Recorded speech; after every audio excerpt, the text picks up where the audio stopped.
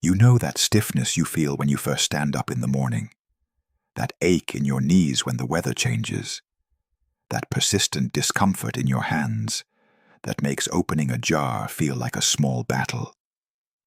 What if I told you that the answer to easing that pain might not be sitting in your medicine cabinet, but quietly waiting in your kitchen? Because here's something most doctors won't spend enough time explaining. Inflammation isn't just some medical term thrown around in waiting rooms. It's the invisible fire burning inside your body. And after 60, that fire burns hotter and longer than it ever did before. But before you resign yourself to living with pain, before you accept that discomfort is simply the price of getting older, I need you to understand something profound. The food you eat isn't just fuel, it's information, it's medicine, and it might be the most powerful tool you have to reclaim the comfort and mobility you thought were gone forever. Let me take you back to a moment that changed everything I understood about aging and pain. My mother, at 67, had always been the kind of woman who moved through life with purpose. She gardened, she walked, she lived independently with a fierce pride that defined her generation. But over the course of just 2 years, I watched that vitality slowly drain away. Her hands, once so steady as they kneaded bread dough or pruned her roses, began to swell and ache. Her knees betrayed her on stairs. Mornings became something to endure rather than embrace. The doctors had a word for it, of course. Arthritis, inflammation, degenerative changes. They offered pills with side effects that seemed almost as troubling as the symptoms themselves. And my mother, being who she was, smiled politely and took them home. But in her eyes, I saw something I'd never seen before. Resignation. The quiet acceptance that this was simply how the rest of her life would feel. I couldn't accept that, and neither should you, because what I discovered, what my mother discovered, changed not just her life, but my entire understanding of how our bodies age and why they hurt. Inflammation after 60 isn't a life sentence. It's a message. Your body is trying to tell you something, and if you learn its language, if you give it what it truly needs, the transformation can be remarkable. Here's what's actually happening inside your body right now. Imagine inflammation as your body's emergency response team, rushing to the scene whenever there's injury or threat. When you're young, this team arrives quickly, does its job efficiently, and then quietly retreats. But after 60, something changes. That emergency response team doesn't know when to leave. It keeps showing up, keeps sounding the alarm, keeps flooding your joints and tissues with inflammatory chemicals, even when there's no real emergency anymore. This chronic, low-grade inflammation is what scientists call inflammation, and it's responsible for that constant background ache that's become your unwelcome companion. Your joints feel it first. That stiffness that makes getting out of bed feel like your bones need to remember how to work together. But inflammation doesn't stop there. It's in your arteries, making your heart work harder. It's affecting your brain, clouding the sharpness you once took for granted. It's even disrupting your sleep, creating a vicious cycle where poor rest creates more inflammation, and more inflammation steals your rest. Now, the pharmaceutical industry will tell you they have solutions, and sometimes, genuinely, they do. But those solutions often come with a price. Your stomach lining grows sensitive. Your liver works overtime processing chemicals it was never designed to handle long-term. You add one medication to manage pain, another to protect your stomach from the first medication, and soon you're carrying a pharmacy in your purse. But what if there was another way? Not a replacement for medicine when you truly need it, but a foundation so strong that perhaps, just perhaps, you might need less of it. What if the very thing causing your inflammation could be addressed not with a prescription, but with a decision you make 3 times a day? This is where your kitchen becomes your pharmacy. The foods you eat are either feeding inflammation or fighting it. There is no neutral ground here. Every meal is either throwing gasoline on that internal fire or gently helping to put it out. And the difference between these two paths, between a life of increasing pain and a life of renewed comfort, often comes down to simple choices that nobody ever took the time to explain to you clearly. Let me tell you what happened when my mother and I began this journey together. We didn't overhaul everything overnight. We didn't throw out her entire pantry or make her feel like she had to become someone she wasn't. We started small, with curiosity instead of criticism, with addition before subtraction. We began adding foods that fight inflammation, and something remarkable happened. Within 3 weeks, she noticed her hands felt different in the morning. Not perfect, not miraculously healed, but different, less swollen, more willing to move. By week 6, she was back in her garden, kneeling on a pad she'd bought years ago, but had stopped using because getting back up had become too difficult. She was getting back up now. By month 3, she'd reduced one of her pain medications with her doctor's guidance, and the sparkle I remembered from my childhood had returned to her eyes. She wasn't just existing anymore. She was living. And here's what matters most. This wasn't some exotic, expensive protocol. This wasn't about supplements shipped from remote corners of the earth or restrictive diets that made eating feel like punishment. This was about understanding which everyday foods are your allies and which ones, despite being marketed as wholesome and normal, were quietly betraying her body every single day. So let's talk about the enemies first, because you can't win a battle if you don't know who you're fighting. There are certain foods that, after 60, your body simply can't handle the way it used to. Your inflammatory response is already heightened, already on edge, and these foods are like striking a match near dry kindling. Sugar is the first culprit, but not in the way you might think. I'm not talking about the occasional slice of birthday cake or the honey you stir into your tea. I'm talking about the hidden sugars lurking in bread, in sauces, in foods that don't even taste sweet, but are loaded with added sugars that spike your blood glucose and trigger an inflammatory cascade throughout your entire system. Your body, after 60, processes sugar differently than it did at 30. What once gave you quick energy now leaves you inflamed, tired, and craving more.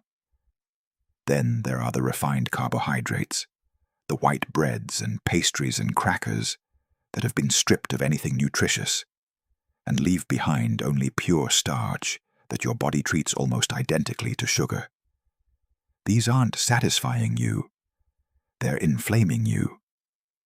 And the oils, oh, the oils that everybody told you were heart-healthy and good for you. Vegetable oils, corn oils, soybean oils, the ones used in almost every processed food, every restaurant meal, every convenient option. These oils are rich in omega-6 fatty acids, and while you need some omega-6 in your diet, the modern Western diet has tilted the balance so dramatically that most people are consuming 20 times more omega-6 than omega-3. This imbalance is inflammatory fuel. But here's where hope enters the picture, where the story shifts from what's wrong to what's possible. Because for every food that inflames, there's another that heals. For every ingredient that's been hurting you, there's an alternative that can help you. And once you understand this, once you see food as the powerful medicine it truly is, everything changes. The anti-inflammatory diet isn't about deprivation. It's about abundance. It's about filling your plate with colors and flavors and textures that don't just nourish your body, but actively calm that fire burning inside you. Let me paint you a picture of what this looks like in real, practical terms. Imagine waking up tomorrow morning, and instead of reaching for toast made from refined white flour, you have a bowl of steel-cut oats, cooked slowly with cinnamon and topped with fresh blueberries and a handful of walnuts. You've just given your body a powerful dose of fiber that stabilizes blood sugar, antioxidants that neutralize inflammatory compounds, and omega-3 fatty acids that your joints are literally crying out for. And it tastes like comfort itself. Now, I know what you might be thinking. This sounds complicated. This sounds expensive. This sounds like it requires becoming someone different, someone who spends hours in specialty stores and knows words like quinoa and turmeric. But that's not what I'm asking of you. What I'm asking is simpler and more profound. I'm asking you to see your grocery store with new eyes. The produce section is your primary destination now. Not because vegetables are virtuous or because someone told you they should be, but because they contain compounds called phytonutrients that act like firefighters inside your body, dousing inflammation at the cellular level. Dark, leafy greens like spinach, kale, and Swiss chard are loaded with vitamins K, A, and C, all of which have been shown in study after study to reduce inflammatory markers in the blood. But you don't need to know the science to feel the effect. You just need to eat them. And here's a secret that makes this easier. You don't have to eat them raw in some elaborate salad if that's not appealing to you. Sauté them gently in olive oil with garlic. Add them to soups. Tuck them into an omelette. Your grandmother probably did this without thinking, without needing permission from the latest diet trend, because she understood instinctively that vegetables belonged on every plate. Berries are another gift, especially for those of us past 60. Blueberries, strawberries, blackberries, they're rich in anthocyanins, the compounds that give them their deep colors and give you protection against inflammation. Studies have shown that older adults who consume berries regularly have lower levels of C-reactive protein, one of the key markers of inflammation in the body. But beyond the studies, beyond the science, there's just the simple pleasure of eating something sweet that's actually good for you. That's not a compromise. That's a win. Fatty fish, the kind that swim in cold northern waters, are perhaps the most powerful anti-inflammatory food you can eat. Salmon, mackerel, sardines, they're rich in omega-3 fatty acids, specifically EPA and DHA, which actively reduce the production of inflammatory compounds in your body. If you've been avoiding fish because you didn't grow up eating it, or because you're not sure how to cook it, I understand. But this is worth learning. Even canned salmon or sardines, mixed into a simple salad or spread on whole grain crackers, can provide this benefit. Your joints will feel the difference within weeks. Nuts and seeds, particularly walnuts, almonds, chia seeds, and flax seeds, give you not just omega-3s, but also vitamin E and fiber. A small handful each day, eaten as a snack or sprinkled over your morning oatmeal, is enough. You're not trying to overhaul your entire existence. You're making small, deliberate choices that accumulate into transformation. Extra virgin olive oil deserves its own moment of appreciation. This isn't just fat. This is liquid medicine. It contains a compound called oleocanthal, which works in your body similarly to ibuprofen, naturally reducing inflammation without the side effects. Use it generously, but use it cold or at low heat. Drizzle it over vegetables, use it in dressings, dip your whole grain bread in it. The Mediterranean cultures have understood this for thousands of years, and their rates of inflammatory diseases are significantly lower than ours. Spices, particularly turmeric and ginger, are concentrated sources of anti-inflammatory compounds. Turmeric contains curcumin, which has been studied more extensively than almost any other natural anti-inflammatory. Ginger has gingerols that reduce pain and swelling. You don't need supplements, though they can help. You just need to cook with these spices, add them to teas, make them a regular part of how you flavor your food. A teaspoon of turmeric in your morning scrambled eggs. Fresh ginger grated into hot water with lemon and honey. These aren't exotic rituals. These are simple additions with profound effects. And then there are the fermented foods, the sauerkraut and kimchi and yogurt, that introduce beneficial bacteria into your gut. Because here's something crucial that connects everything together. Roughly 70% of your immune system lives in your gut. Because here's something crucial that connects everything together. Roughly 70% of your immune system lives in your gut. The health of your digestive system directly influences the level of inflammation throughout your entire body. When your gut bacteria are balanced, inflammation decreases. When they're out of balance, inflammation runs wild. Fermented foods help restore that balance naturally. Now let me be direct about something important. I'm not telling you that you can never enjoy a piece of cake again, or that you have to eliminate every food you love. That's not realistic, and it's not sustainable. What I'm telling you is that the foundation of your diet, the foods you eat most days, most meals, needs to shift toward these anti-inflammatory choices. Then, when you do have something inflammatory, when you do have that slice of pie at your granddaughter's birthday, or that sandwich on white bread at the church social, your body can handle it. One meal doesn't define your health. Your patterns do. My mother still has dessert. She still enjoys her coffee, with a little cream and sugar. But those treats now exist within a framework of nourishment, rather than being the framework itself. And that distinction has made all the difference. Let me share with you what a typical day might look like, not as a rigid prescription, but as an example of how simple this can be. Morning starts with those steel-cut oats I mentioned, or perhaps eggs scrambled with spinach and tomatoes, cooked in olive oil. Mid-morning, if hunger strikes, maybe a small handful of almonds or an apple with almond butter. Lunch could be a large salad with mixed greens, grilled salmon or chickpeas for protein, lots of colorful vegetables, and a dressing made from olive oil and lemon juice. Afternoon brings herbal tea, and maybe a few squares of dark chocolate, which is rich in flavonoids that fight inflammation. Dinner might be baked chicken with herbs, roasted sweet potatoes, and steamed broccoli drizzled with olive oil. Before bed, perhaps a small cup of tart cherry juice, which studies have shown reduces inflammation and improves sleep quality. Notice what's missing from this day. There's no calorie counting. There's no measuring and weighing and tracking.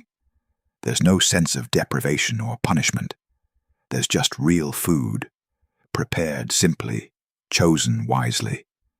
And within weeks of eating this way, your body begins to remember what it feels like to not hurt constantly.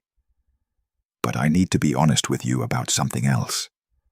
The first week might be challenging, not because the food is difficult, but because your body is adjusting. If you've been eating a highly processed, sugar-heavy diet for years, your taste buds have been hijacked.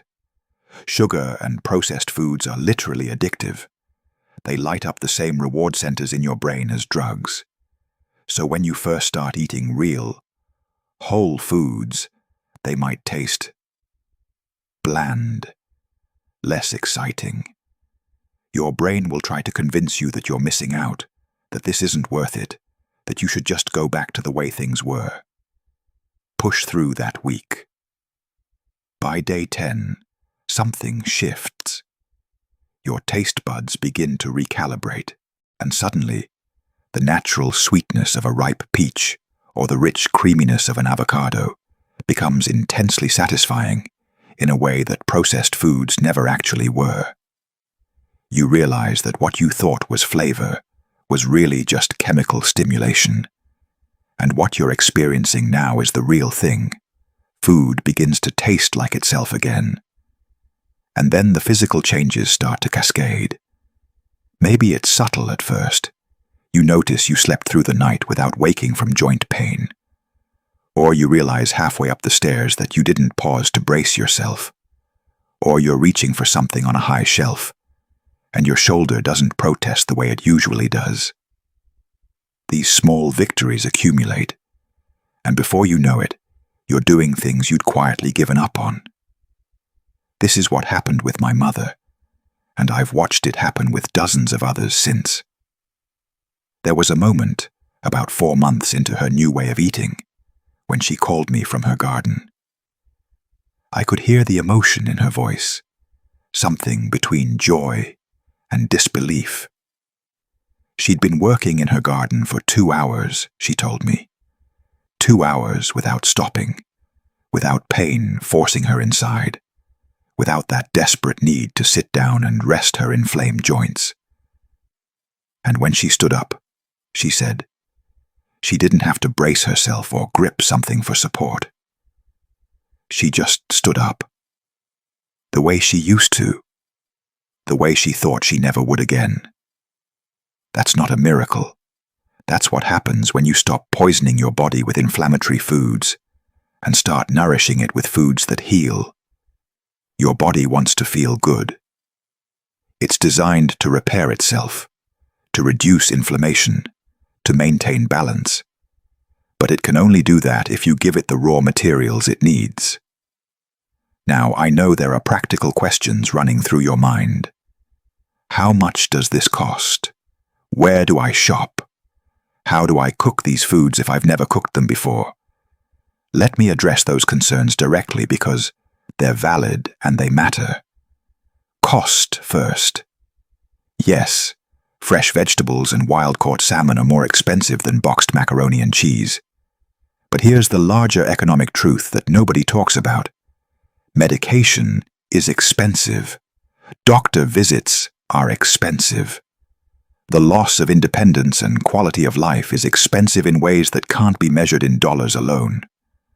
When you add up what you're currently spending on pain relievers, prescriptions, co-pays, and all the convenience foods that are quietly inflaming you, the cost of real food doesn't seem quite so overwhelming. You're not adding an expense. You're redirecting money you're already spending towards something that actually works. And there are ways to make it more affordable. Frozen vegetables are just as nutritious as fresh, sometimes more so because they're frozen at peak ripeness. Canned salmon and sardines are inexpensive and shelf-stable. Buying eggs, beans, and lentils gives you high-quality protein without the cost of meat every day. Shopping seasonal produce, visiting farmers' markets near closing time, when vendors are eager to sell remaining stock, buying in bulk when things are on sale and freezing them. These strategies work. My mother feeds herself well on a fixed income. If she can do it, so can you. As for where to shop, you don't need fancy stores. Your regular grocery store has everything you need. Walk the perimeter first.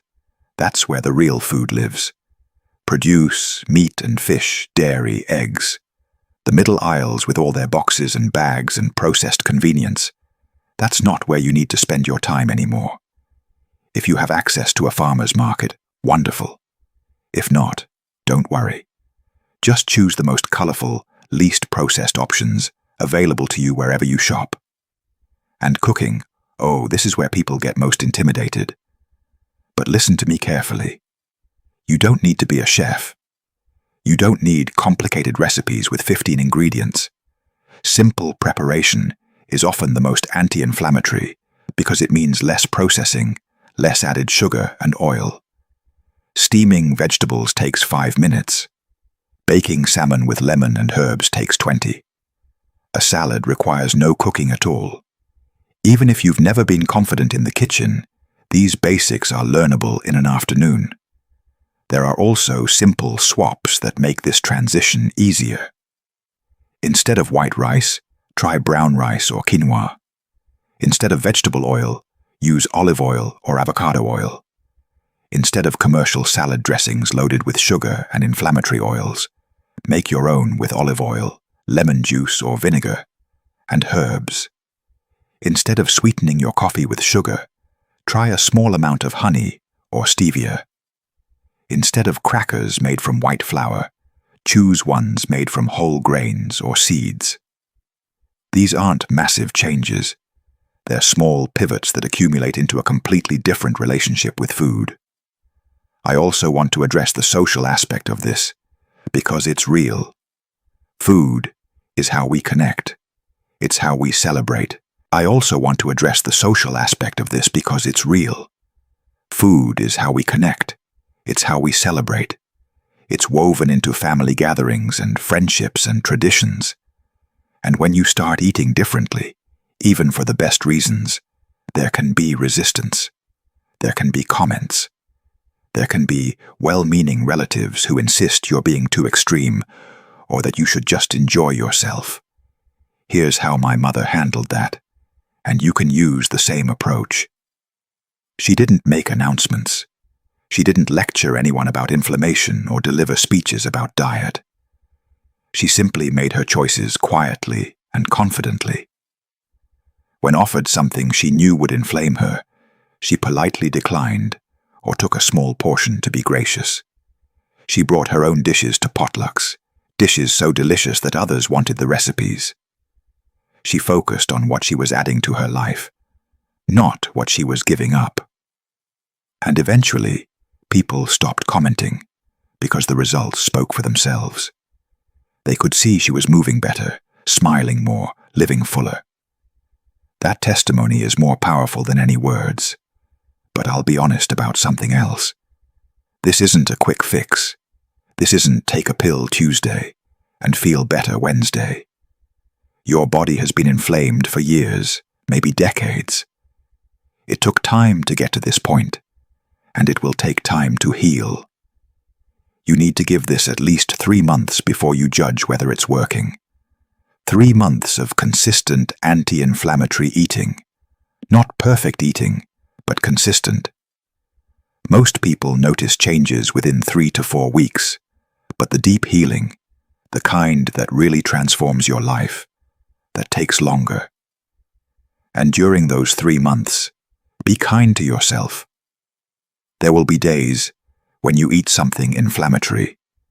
There will be moments when you're tired or stressed, and you reach for old comforts. That's human. That's normal. Don't let one meal derail your progress. Don't let one difficult day convince you this isn't working. Just come back to the next meal, the next choice, the next moment of nourishment. Progress isn't perfection. Progress is direction. I'll tell you what my mother told me 6 months into this journey, and what she still tells me now, 3 years later. She said, I didn't realize how much pain I'd accepted as normal until I didn't feel it anymore. She said she'd forgotten what it felt like to wake up without stiffness, to move through her day without constantly managing discomfort, to go to bed without pain being the last thing she felt. And now that she remembers, now that she's reclaimed that comfort, she would never go back. Not for convenience, not for taste, not for anything. That's available to you too, that freedom from chronic pain, that return to activities you love, that sense of being at home in your body again, instead of being betrayed by it.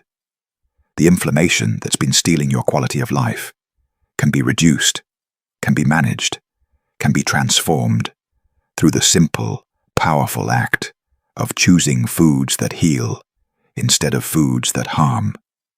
Your kitchen really is your pharmacy. Your fork really is your most powerful tool. And every single meal is an opportunity to either feed inflammation or fight it. The choice, now that you understand it clearly, is yours.